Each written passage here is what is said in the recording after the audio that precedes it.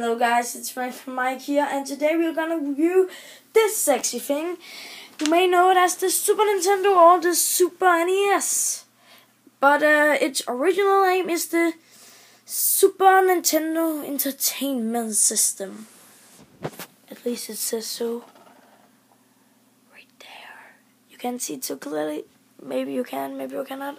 I'm not sure, but there have been going a war on the internet about this sexy thing and that sexy thing over there. Not the NES, but the Sega Genesis. And here's my personal thought on the Super Nintendo. As you can see, I have many of the greatest games ever made. I have Star Fox, the first game ever to use the Super FX chip, as seen right here. And I have Super Mario World, which actually came bundled up with the Super Nintendo here. It's a very great game, by the way. And then we have the only Zelda game to ever be released on the Super Nintendo. This is Zelda: A Link to the Past. And then we also have one of the greatest, actually considered the greatest game on the Super Nintendo is Donkey Kong Country by Rare, with really showed off what the Super Nintendo could actually do. Very beautiful graphics. Then we have Mega Man X, which was the start of the X series, Mega Man X series, which I think is one of the greatest Mega Man games ever. I also played the Mega Man games for the NES, and I personally think this one is like the original, just 5 or 7 times better. Loaded on here, you can see I have the Super Game Boy. Let's just do the red button here. Which would let you play your Game Boy and Game Boy DX games.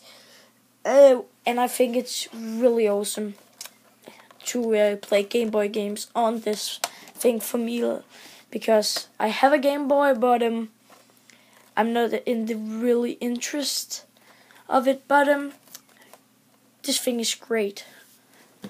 I also have games like Mortal Kombat, which was also one of the greater games, and it's Mortal Kombat 2, by the way, so it has the blood.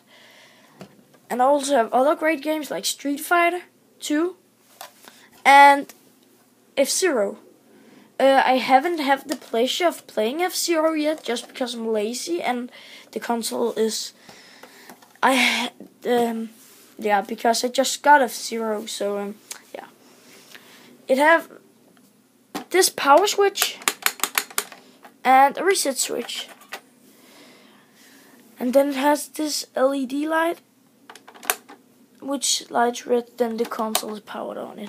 It has 2 controller ports, and the controller looks like this. I will come into it later. It also has an eject button here, which ejects the game. Wait, I just need to get a better look. Which injects the game from here. And I think it's really nice actually to have this flop, because not all consoles have it. The eject button, I am really... what the fuck was the thinking? I don't know why it's there.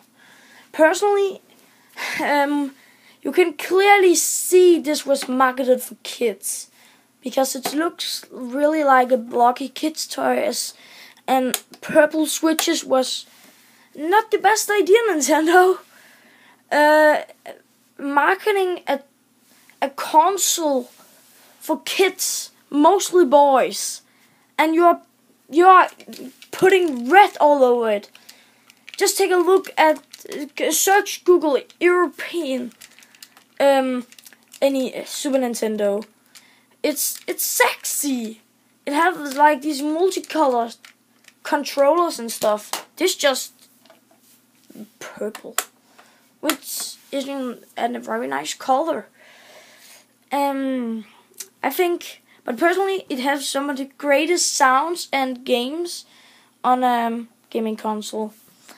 And now let's talk about this thing. It is pretty revolutionary. It has 8 buttons.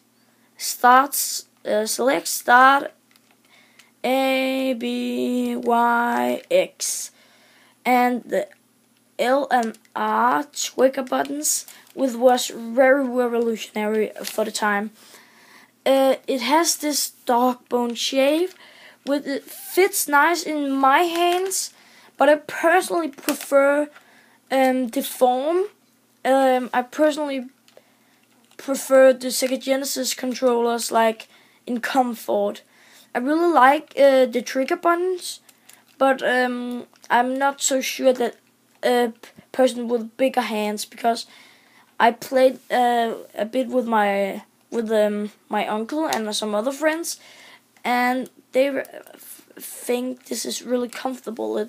It's like too small for their hands. But else, this is a very great controller. It was very revolutionary.